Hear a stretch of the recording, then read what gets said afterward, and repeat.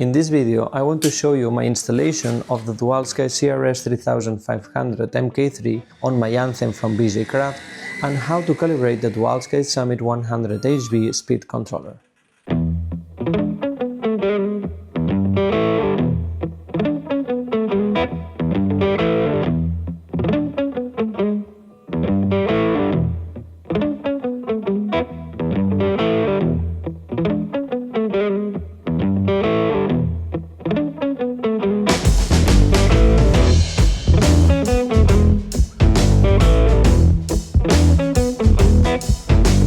As I mentioned in my previous video, the CRS3000 is already more than enough.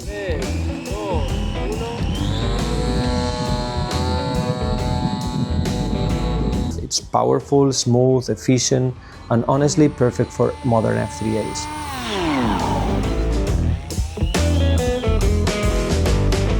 But I want to give the 3500 a try, since it's the same unit I'm using on my biplanes. And I was curious to see how it behaves on the Anthem, especially with the new F3A schedules coming next season. Installing the 3500 is very simple, as it shares the same screw pattern as the CRS3000 and even the older MK2 versions. So adapting it is basically a matter of taking one out and replacing it with the other. No drilling nor alignment work, it's a perfect drop-in fit. One of the things that I really like about the Dualsky Summit 100HB is how easy it is to set up. When we were developing this ESC together with Dualsky, we made sure that the factory settings would already be the optimal configuration for F3A. That's why whenever you receive one of these units, the only thing you really need to do, or at least the only thing that I recommend doing, is the throttle calibration with your transmitter, so the ESC can recognize the maximum and the minimum positions.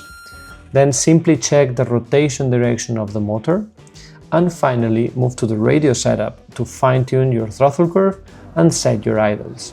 Now I'm going to guide you through that entire process, step by step.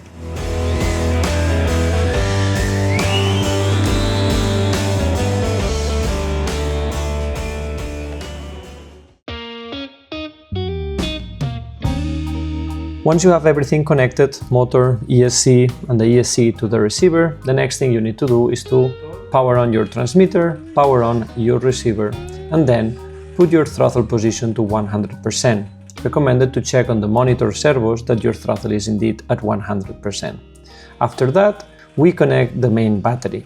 Once we connect the battery, we are going to hear from the motor some beeping, as the throttle will be at 100%, and if we wait long enough, we are going to hear another long beep. In this case, the ESC is recognizing the top position of our throttle. Once we hear that, we can lower the throttle to 0%. Again, important to check on your servo monitors that indeed is 0% when we move the throttle to the idle position. After hearing the next beeping, we have the throttle calibrated correctly, and the system is going to give you the final confirmation with a very characteristic beeping from Dualsky. This is very important because of the throttle resolution. We want that our throttle is recognized from the 0 to the 100%. Okay, once we are done with that, we are going to check the rotation of our system. To do that, we can just set it up in the idle position or just give a little bit of throttle. Once we do that, check that indeed the rotation of the motor is the correct one, and if not, you have two ways of fixing this issue. The simplest one is just interchanging two of the cables that go from the ESC to the motor, and then the rotation will be the opposite. Once we are done with that, we can install the propellers, and we are good to go to the radio to adjust the throttle curve, the idles, and the rest of settings that you might need.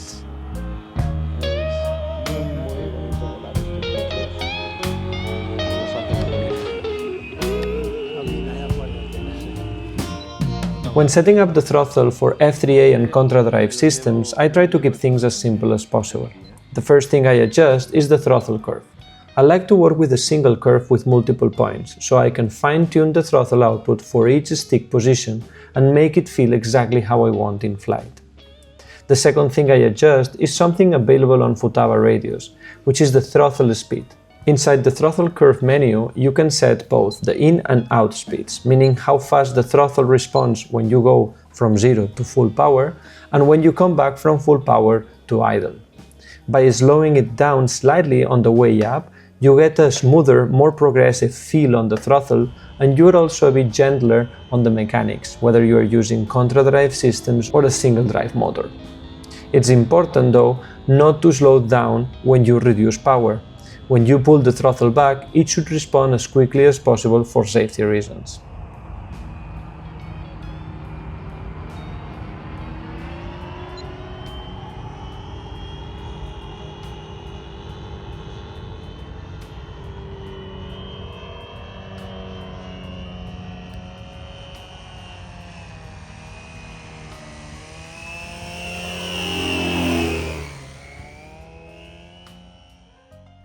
And finally, the third adjustment is the idle positions. This is actually the last thing I set up regarding throttle. I activate it with a switch, which allows me to slightly increase the power to create different idle speeds, basically different RPMs. Having the propeller spinning at different speeds can really influence how the airplane brakes in flight, especially with ContraDrive systems. It's something very dependent on your setup, the propeller you're using, the motor you're using, the airplane, and even your flying style. In my case, I have two idle positions, one for regular flight and another one that activates automatically with the butterfly braking. As you can see in my servo monitors, whenever I click this switch, you can see how the throttle changes in different positions.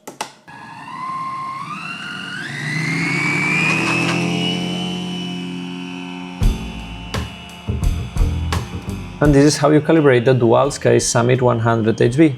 Very easy, few steps. It works the same way with the CRS system that with single drive systems, so I hope it helps, and yeah, see you in the next one. Thanks for watching.